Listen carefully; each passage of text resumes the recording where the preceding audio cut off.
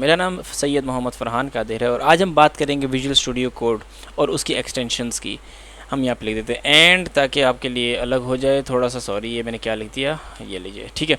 तो visual studio code and extensions, उसकी extension और विजुअल स्टूडियो कोड की हम बात करेंगे इंशाल्लाह ताला। तो इसको हम थोड़ा डिटेल में देखेंगे आज की वीडियो। ये भी 25 मिनट की वीडियो होगी, क्योंकि हम जितनी भी आगे वीडियोज़ की बात करेंगे वो सारी की सारी 25 मिनट के अंदर अंदर, ये 25 मिनट से तकरीबन 30 से 35 सेकंड से ज़्यादा होगी।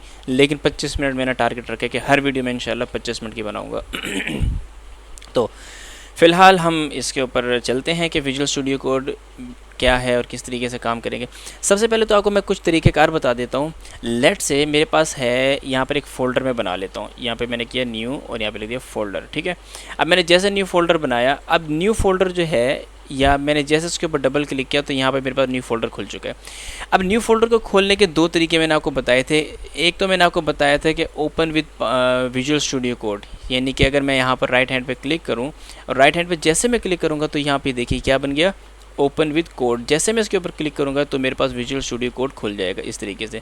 तो आपके सामने इस वक्त विजुअल स्टूडियो कोड खुल चुका है। और जैसे मैं इस तरीके से खोलूँगा तो ये यहाँ पे लिखा हुआ आएगा, एक ये कह लें कि एक आपसे पूछेगा कि ऐसी क्या चीज़ है भाई, यानी जिसको हम क्या कहते हैं, अलर्ट जिसको हम कहते हैं नॉर्मल ज़बान में।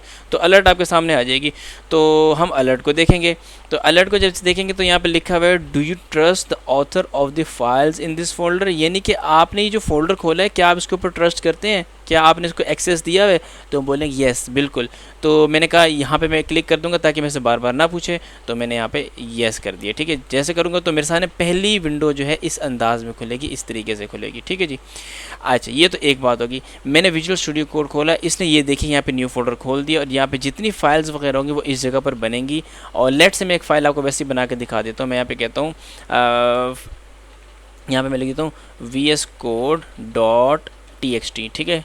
तो यहाँ पे मैं जैसे विजुअल स्टूडियो कोड .txt खोलूँगा तो एंटर करूँगा तो मेरे पास टेक्स्ट की एक फ़ाइल खुल जाएगी जिसके अंदर मैं कुछ भी लिख सकता हूँ। लेट्स से मैं यहाँ पे लिखता हूँ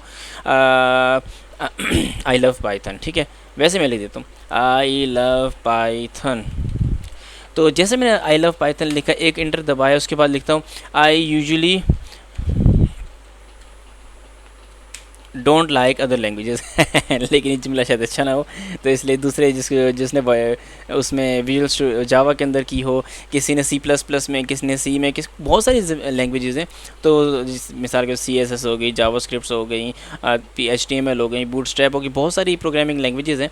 तो हम उसको सॉरी, बूटस्ट्रैप तो एक फ्रेमवर्क है। तो हम क्या करेंगे, हम इस तरह की कोई बात नहीं करेंगे जो कि किसी दूसरे बंदे को अच्छी ना लगे। तो मैं यहाँ पे सिंपल और सादा सा काम करता हूँ। मैं यहाँ पे I love Python, I want to work और I want to code in this language, ठीक है। तो मैं बोलिए I want to code in this language, ठीक है जी। तो मैंने जैसे यहाँ पे लिखा I want to code in this language, तो यहाँ पे मेरा एक और फाइल आ गई। अब मैं इसको कह देता हूँ कंट्रोल एस। कंट्रोल एस के ऊपर मैं जैसे दबाऊंगा, ये जितनी मैंने इसके अंदर जो कुछ लिखा है वो सब कुछ सेव हो चुका है इस कोड के अंदर। अब मैं ज़रा इसको क्लोज करता हूँ, वैसे ही चेक करता हूँ मेरे पास विजुअल स्टूडियो कोड की फाइल बनी। ये देखिए मेरे पास न्यू फोल्डर है, इसमें मैं एक काम करता हूँ, मैं इसको बड़ा कर लेता हूँ। ये देखिए मैंने बड़ा किया और यहाँ पर मेरे सामने इस तरह के विजुअल स्टूडियो कोड की, ये मैंने इसको बड़ा किस तरीके से किया, कंट्रोल प्लस माउस का जो की व्हील होता है इसको मैंने घुमाया और इसको डबल क्लिक करते हैं, ओपन करते हैं। देखिए वही जुमला लिखा हुआ है I love Python, I want to code in this language, ठीक है। मैं इस लैंग्वेज के अंदर कोड करना चाहता हूँ। तो ये बेसिकली क्या है। अब आप कहेंगे सर आपका इतना बड़ा कैसा है, इसलिए आ रहा है क्योंकि यहाँ पे मैंने कुछ सेटिंग की, फॉन्ट पे जाके आप इसकी सेटिंग चेंज कर सकते हैं। यहाँ पे साइज़ का छोटा कर सकते हैं, यहाँ पे इस जगह से, ठीक है। तो इसको कैंसिल करते हैं, इसको भी क्लोज करते हैं। तो ये बेसिकली आपको बताने का मकसद था कि पाइथन हम डायरेक्ट किस तरीके से खोल सकते हैं। पाइथन कह रहा हूँ, विजुअल स्टूडियो कोड। हम किसी भी फोल्डर को विजुअल स्टूडियो कोड में खोलना हो तो हम उसके ऊपर जाके राइट हैंड पे क्लिक करते हैं और इस तरीके से ओपन विद कोड कर देते हैं, ठीक है। तो ये तो मैंने इसको हम कर देते हैं क्लोज। सेकंड हम क्या काम करेंगे, सेकंड हम काम करेंगे अपना विजुअल स्टूडियो कोड खोलेंगे। ये जैसे मैंने विजुअल स्टूडियो कोड खोला, तो जब आप इसको ओपन करेंगे पहली मर्तबा तो आपके सामने कुछ इस तरह की विंडो बन के आएगी। तो जब यहाँ पे विंडो बनेगी तो हम आप यहाँ पे कुछ चीज़ें आपके सामने मेंशन कर देते हैं। सबसे पहले तो मैं क्या करता हूँ, मैं कंट्रोल का बटन दबाता हूँ और अपने कीबोर्ड के ऊपर प्लस का बटन है, मैं उसको दबा लेता हूँ। जैसे मैं करूँगा ये मेरे पास ये आप देखें सब कुछ बड़ा हो चुका है, यानी जूम इन हो चुका है, इसका जूम थोड़ा सा बढ़ चुका है और ये सब चीज़ें मुझे बड़ी नज़र आ रही हैं। अब बड़ी नज़र आ रही तो ताकि आप जब मैं वीडियोज़ में डाउनलोड करूँ या वीडियोज़ के अंदर चलाऊँ तो फिर ये इस तरीके से आपको एक ही चीज़ नीचे क्लियर नज़र आए। अच्छा, तो अब मेरे सामने कुछ चीज़ें बाय डिफ़ॉल्ट खुल चुकी हैं। इन डिफ़ॉल्ट चीज़ों में मैं क्या क्या करूँगा विजुअल स्टूडियो कोड में, वो हम बाद में देखेंगे। उससे पहले मैं आपको जल्दी जल्दी एक छोटा सा ओवरव्यू दे देता हूँ, ये कि आपके सामने जो इतनी बड़ी विंडो खुली है इसमें है क्या। तो सबसे पहले तो हम ये देखेंगे, ये हमारे पास इसका ये है, इसकी टास्क बार है। टास्क बार कह लें, ये जो इसकी मेन बार होती है उसको ये कह देते हैं कि मेन बार हमारे सामने खुली हुई है। तो इस मेन बार के अंदर हमारे पास कुछ चीज़ें हैं जिसके अंदर मल्टीपल ऑप्शंस आपको हमारे सामने मौजूद हैं। एडिट के हैं, सिलेक्शन के हैं, व्यू के हैं, गो, रन, टर्मिनल एटसेट्रा, ये सारे हैं। इसमें अगर हम एक एक चीज़ के अंदर जाएंगे तो मेरे ख्याल से सिर्फ विजुअल स्टूडियो कोड की मुझे 30-35 क्लासेस लेनी पड़ जाएंगी, और तब जाकर आपको डिटेल में मैं विजुअल स्टूडियो कोड समझा दूंगा। लेकिन ये मेरी ज़रूरत नहीं है। मेरी ज़रूरत सिर्फ ये है कि आपको पाइथन का एक एनवायरनमेंट क्रिएट करके दिया जाए और आपको सब चीज़ें वो आपके लिए इनफ होंगी। बाद में आप वक्त के साथ साथ इसको एक्सप्लोर करते रहें तो ये आपके लिए अच्छा होगा।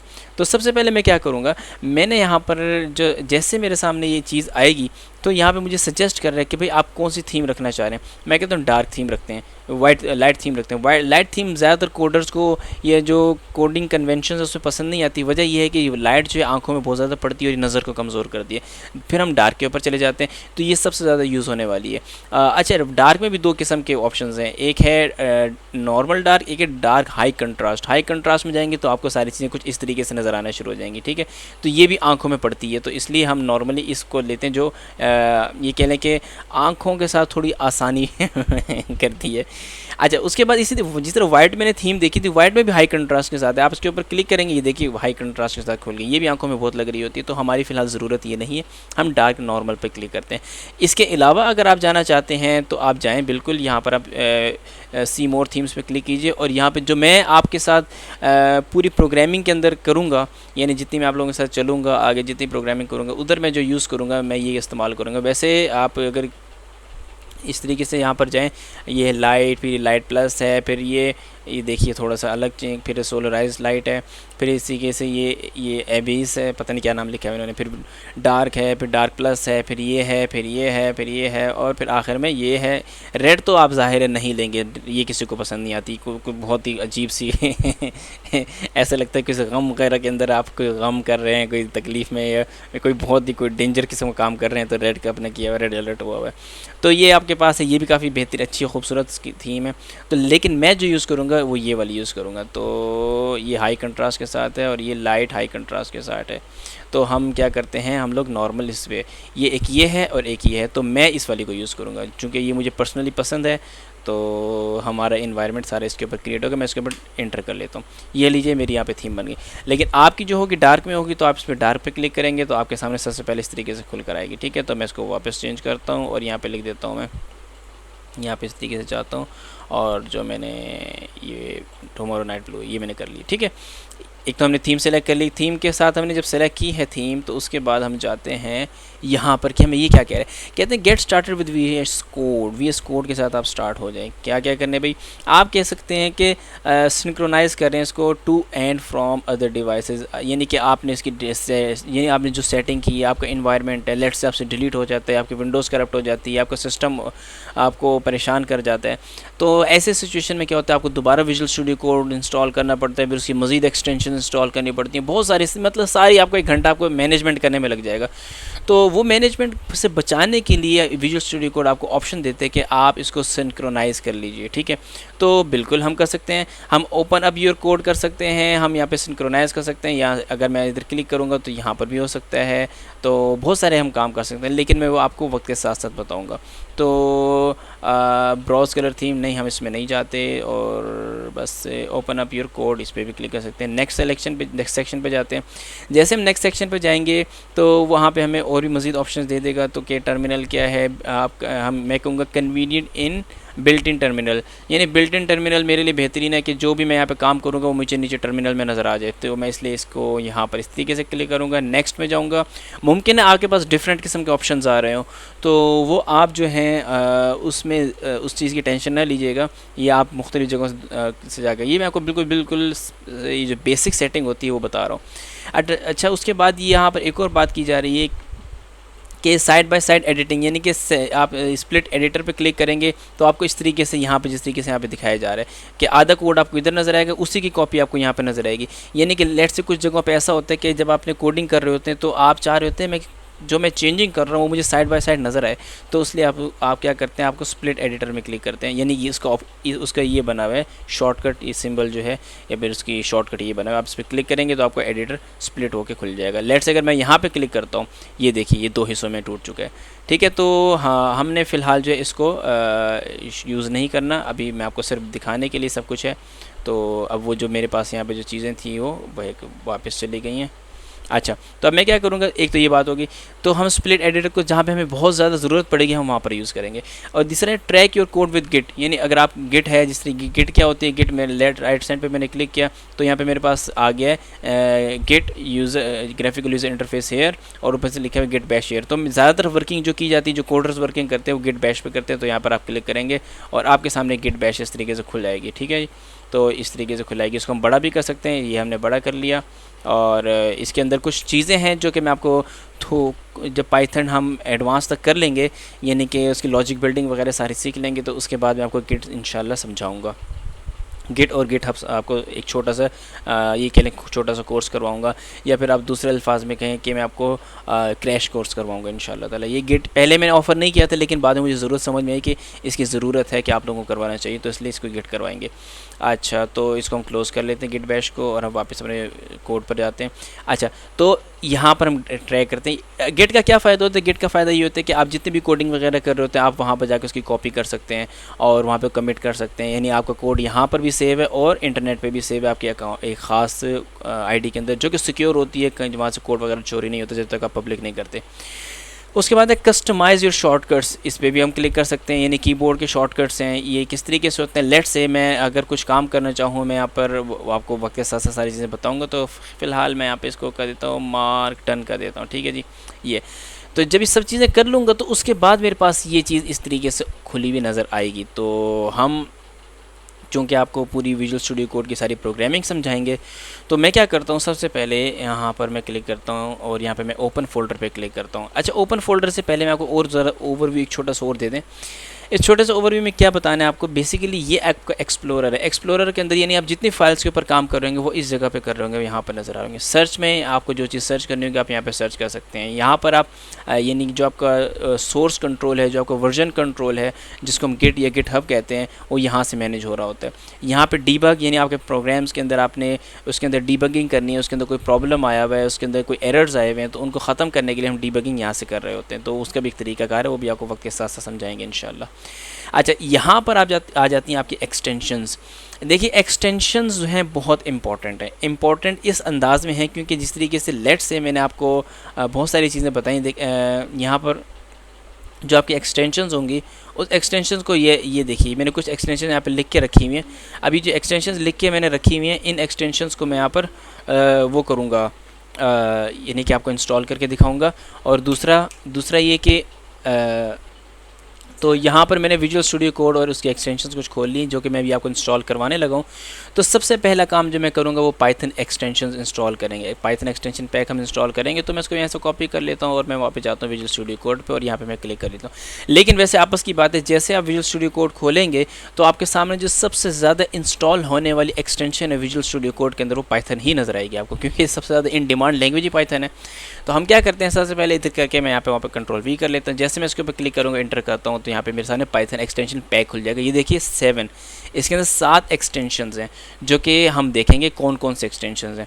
तो मैंने इसको खोला है, ओपन किया है, अब देखते हैं क्या कौन कौन से एक्सटेंशंस हैं। पाइथन का एक तो जो कि माइक्रोसॉफ्ट ने बिल्ड किया, ये भी बहुत इंपॉर्टेंट है, और ये भी इंटेलीकोड भी हमारे लिए बहुत इंपॉर्टेंट है। जेंगो तो हम आगे जाके करेंगे, ये भी आगे जाके करेंगे। इसी तरीके से ऑटोडॉक्ट स्ट्रिंग ये है, पाइथन इंटेंट है, और पाइथन एनवायरनमेंट मैनेजर है।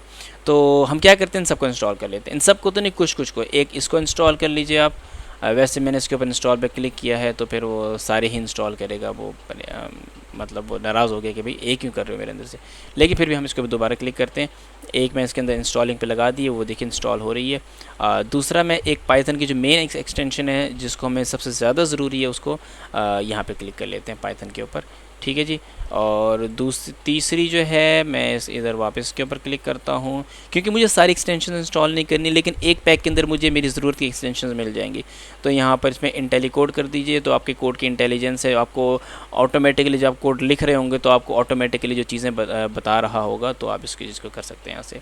अच्छा, इसके अलावा हम एक और चीज़ यहाँ से देखते हैं पाइथन एक्सटेंशन पैक के अंदर, वो कौन कौन सी हो सकती है। हाँ, ऑटो डॉक्टर स्ट्रिंग कीजिए, ये ज़रूरी है। इसकी बाद में आपको वजह बताएंगे कि इसमें क्या क्या किया जा सकता है।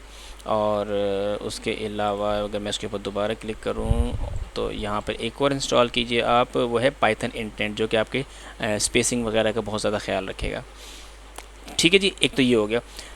ये मैंने कुछ अब देखते हैं कि अगर यहाँ पर पाइथन के एक और यहाँ पर मेरे पास मौजूद है कि इसमें कोई इंपॉर्टेंट चीज़ निकल आए, तो शायद मैं आपको इसमें से रिकमेंड कर दूँ कि आप यहाँ से इंस्टॉल कर लीजिए। तो देखते हैं इसमें से, देखिए ये तो तकरीबन हमारी सारी की सारी, इसको मैं इंस्टॉल नहीं करूँगा। और जुपिटर जो है, इसको इंस्टॉल तो मैंने नहीं किया था, लेकिन वो जुपिटर को ख़ुद इंस्टॉल करे। चलिए, अच्छी बात है। जुपिटर जो है एक ऐसी एक्सटेंशन पैक है जो कि बहुत काम आती है। तो जुपिटर जो है नोट ये इंस्टॉल हो चुका है मेरे पास। अगर नहीं हुआ तो हम देख लेंगे क्या क्या चीज़ें इसके अंदर। ये तो जावा की हमें नहीं चाहिए। और पाइथन एक्सटेंशंस ठीक हो गया। इसके अलावा अगर मैं वापस जाऊँ, इन सबको मैं मिटा देता हूँ यहाँ से, और जो पॉपुलर हैं वो मेरे सामने आना शुरू हो जाएंगी। देखिए मैं कौन कौन से 9 एक्सटेंशंस में इंस्टॉल कर चुका हूँ, ये देखिए। और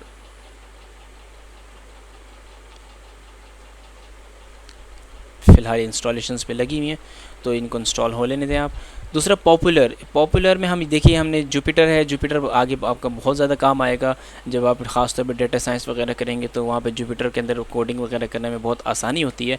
तो लेकिन मेरी कोशिश ये होगी कि मैं जुपिटर पे भी करवाऊँ और ये विजुअल स्टूडियो कोड के नॉर्मल इन्वायरमेंट में भी करवाऊँ, ठीक है। वरना हम एनाकोंडा इंस्टॉल करते हैं, एनाकोंडा के अंदर हम जुपिटर नोटबुक में जाते हैं और वहाँ से हम लोग बेसिकली इंस्टॉलेशन वगैरह कर रहे होते हैं, वर्किंग विद पाइथन कर रहे होते हैं, डेटा साइंस वगैरह कर रहे होते हैं। तो बेसिकली समझाने के लिए, प्रैक्टिस करने के लिए वो बहुत अच्छा इन्वायरमेंट है। तो वो चीज़ हम विजुअल स्टूडियो कोड के अंदर करेंगे, हम डायरेक्ट वहाँ नहीं जाएंगे। और इसके अलावा मैं देखता हूँ हमारे पास कौन सी है। एक है जिसको मैं आपको बहुत ज़्यादा रिकमेंड करूँगा, एक है कोड प्रिटियर, आप इसको कर लीजिए।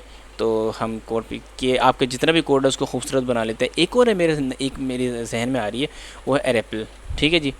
तो अगर मैं यहाँ लिखता हूँ उसको, आप यहाँ पे ये लिखिए, बिल्कुल सबसे पहले एक्सटेंशन आपके सामने आ जाएगी इस तरीके से, बैटमैन जैसा इसका एक ये बिल्ली जैसा ये कैट जैसा इसकी आइकन बना हुआ आ रहा है। तो आप इसको इंस्टॉल कर लीजिए, ठीक है। तो मैंने जो इसके अंदर इम्पॉर्टेंट एक्सटेंशंस वगैरह जो थी वो मैंने इसके अंदर इंस्टॉलेशंस पे लगा दी हैं। अब हम क्या करेंगे, थोड़ा सा इंतज़ार करेंगे। इंतज़ार करने के बाद हम आगे मज़ीद जाएंगे। तो यहाँ पर मेरी सारी की सारी जो एक्सटेंशन मैंने भी आप लोगों से जो इंस्टॉल करवाई हैं वो सारी की सारी मेरे पास यहाँ पे इंस्टॉल हो चुकी हैं, ठीक है जी। तो अब कुछ एक्सटेंशंस जो हैं थोड़ी एक्स्ट्रा हैं, हमारे काम बहुत ज़्यादा आएंगी। तो उन एक्सटेंशंस को यानी कि वो यहाँ पर मैंने लिखी हुई हैं सारी कि एक तो प्रिटियर है जो कि कोड फॉर्मेटर है बेसिकली। दूसरे मटेरियल थीम, अगर आपको विजुअल स्टूडियो कोड के ये जो थीम्स हैं आपको नहीं पसंद आते आपको, तो आप एक और काम कर सकते हैं। आप यहाँ पर लिखेंगे क्या चीज़ लिखें, यहाँ पर लिखिए मटीरियल थीम। तो मैं यहाँ पर जैसे लिखूँगा मटीरियल थीम, तो ये देखिए मेरे सामने मटेरियल आइकन्स आ गए, मटेरियल थीम आ गई। तो मैं मटेरियल थीम पे क्लिक करता हूँ और यहाँ पे इसको कर देता हूँ इंस्टॉल, ठीक है। अभी आपको पता लग जाएगा ये मैंने क्यों किया इंस्टॉल, ठीक है। इसके एक तो ये हो गया। दूसरा, अगर एक मटेरियल आइकन्स भी आप कर लीजिए। तो वैसे icons for visual studio code भी अच्छे ही होते हैं, लेकिन आप इसको भी कर लें तो एक अच्छा सा वो आ जाएगा, पैटर्न आपके सामने आ जाएगा। लेट से मैं चेक करता हूँ इसके आइकन्स हैं कैसे। वैसे ये काफ़ी छोटे छोटे से नज़र आ रहे हैं यहाँ पे। मैं देखता हूँ अगर पाइथन का मुझे पसंद आया तो फिर मैं इसको इंस्टॉल कर लेता हूँ। काफ़ी छोटे छोटे नज़र आ रहे हैं, लगता है मुझे इसको थोड़ा बड़ा करना पड़ेगा। आर आर आर आर की नहीं, ये पाइथन, ठीक है। हम इसको इंस्टॉल कर लेते हैं। ये हमारे काफ़ी ज़्यादा अच्छा है। तो मैं मटेरियल थीम आइकन्स पे क्लिक कर लेता हूँ और ये इंस्टॉल होना शुरू हो गया। तो यहाँ पर मेरे सामने मटेरियल थीम आ चुका है। तो तो हम ज़रा चेक करते हैं मटेरियल थीम आइकन्स आ गए। अच्छा ये मैंने मटेरियल थीम्स आइकन डाल दिया है, तो मैं मटेरियल थीम्स डालना चाह रहा था।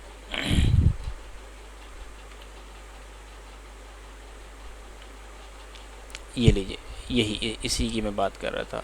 तो मैं इसके ऊपर इसको इंस्टॉल कर दूँ। मैंने मटेरियल थीम आइकन्स इंस्टॉल कर लिए, लेकिन है दोनों एक ही कंपनी की, कोई इतनी इशू वाली बात नहीं है। तो इंस्टॉल हो रही है। अब देखते हैं थीम्स, ये जो इंस्टॉल हो गया। अब सेट कलर थीम पे हम क्लिक करते हैं। ये देखिए, अब मैं यहाँ पर जैसे जैसे नीचे जाऊँगा मेरे पास थीम्स इस तरीके से चेंज होती चली जा रही हैं। तो मैं एक काम करता हूँ, यहाँ पर गेट स्टार्टेड है, यहाँ पर एक पाइथन की एक्स्ट्रा फाइल बनाता हूँ यहाँ पर, और उस फाइल को बनाने के लिए ओपन फोल्डर वगैरह करेंगे, लेकिन उसको बाद में देख लेंगे। तो फ़िलहाल मैं आपको सिर्फ ये बताना चाह रहा हूँ कि टर्मिनल के अंदर हम ये कमांड पैलेट के ऊपर हम जाते हैं और सेट मटेरियल थीम के ऊपर क्लिक करेंगे। ये पता नहीं किस चीज़ का एरर आ गया, तो कहाँ गए, ये सेट कलर थीम पे जाइए। तो यहाँ पे मैं इस तरीके से, ये देखिए हाई कंट्रास्ट के साथ आ रही है। ये भी थीम है आपके पास, ये भी है, जो आपको पसंद आए, ठीक है। क्योंकि कोडर्स जो होते हैं उनको ज़्यादातर डार्क थीम्स पसंद आ रही होती है उनको, तो दैट्स वाई इसने हमें डार्क थीम कर। लाइट किसी को पसंद नहीं, इसको हटा दीजिए। ये भी अच्छी नहीं किसी, ठीक है। तो ये भी देखिए, मेरे ख्याल से इससे आंखों में, अभी मैंने जैसे लगाई तो मेरी आंखों में काफ़ी ज़ोरदार ये पड़ी हैं, तो इसलिए नॉट रिकमेंडेड है। तो ये हाई कंट्रास्ट के साथ है। तो अगर मैं इसके ऊपर वैसे इंटर करूँ तो देखता हूँ कैसे नज़र आ रहा है सब कुछ। तो ठीक है, अच्छी थीम है, ठीक हो गया, अच्छी है, बेहतरीन है, ज़बरदस्त है, वेरी गुड गुड। लेकिन हम इस पर नहीं, मुझे वही पसंद है विजुअल स्टूडियो कोड की बेसिक।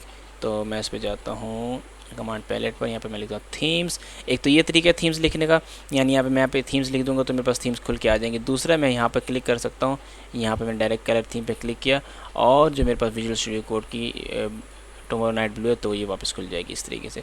तो इसको तो मैं कर देता हूँ क्लोज़, और आइकन्स मेरे पास इंस्टॉल हो चुके हैं, ठीक है। अब मैं यहाँ पे करता हूँ क्रिएट अ पाइथन फाइल। मैंने जैसे क्रिएट अ पाइथन फाइल की तो यहाँ पे देखिए पाइथन की फ़ाइल अनटाइटल्ड करके खोल गई, क्योंकि मैंने इसका कुछ नाम नहीं रखा।